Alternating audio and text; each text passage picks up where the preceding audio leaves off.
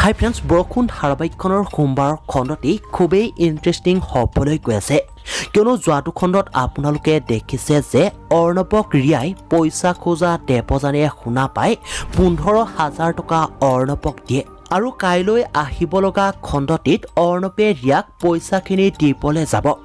এতিয়া বাৰু ৰিয়াৰ ভালপোৱাবোৰক এনেকৈ পইচাৰে শেষ কৰিব নোৱাৰিব বুলি অৰ্ণৱক ৰিয়াই ক'ব নেকি, জানিবলৈ পাব সোমবাৰৰ আহিব লগা খণ্ডটিত। আৰু আনফালে দেউতাকে যে অৰ্ণৱক খুন্দা মাৰিও ঘৰত কোৱা নাই কাৰণে অভি আৰু মাকে দেউতাকক বহুত বেয়া পাব।